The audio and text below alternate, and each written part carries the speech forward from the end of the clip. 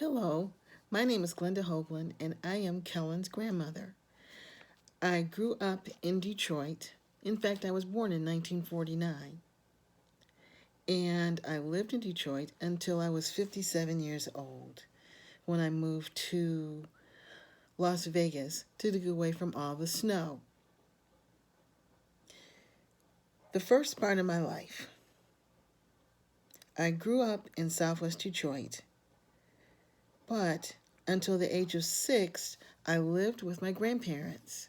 In those days, when young couples got married, they usually stayed with one of their parents for a while until they could save money and got on their feet so that they could buy their own house.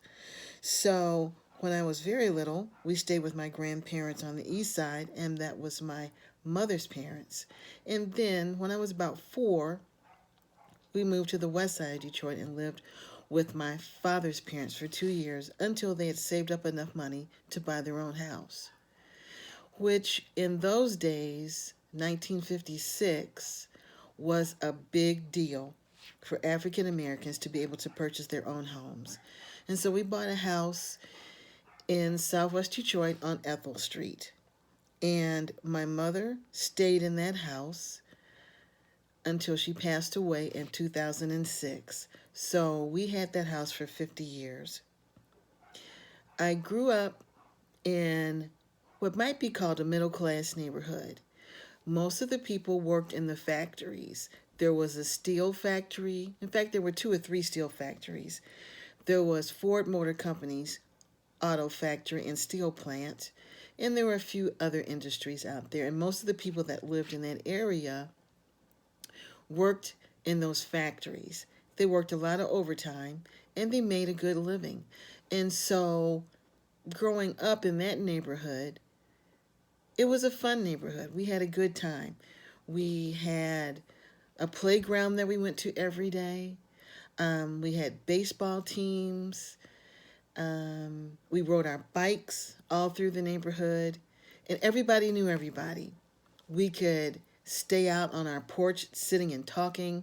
Our parents knew where we were, and so we might sit out on the porch until, in the summertime, until 1 o'clock in the morning, just sitting up chatting with friends, and it was a great time. Southwest Detroit truly was a great place to grow up. It's not that way today, and I'll talk to that about that a little later. But when I was a child, it was an excellent place to grow up. The neighbors knew everybody. My mother worked in Southwest Detroit at a company called A&P, was a grocery store. And so everybody in the neighborhood knew my mother. My father worked for the government, and he worked in what was called the Army Induction Center, where most of the young men, when they were getting ready to go into the service, went down there, and my father gave them their hearing tests. And so everybody in the neighborhood knew him.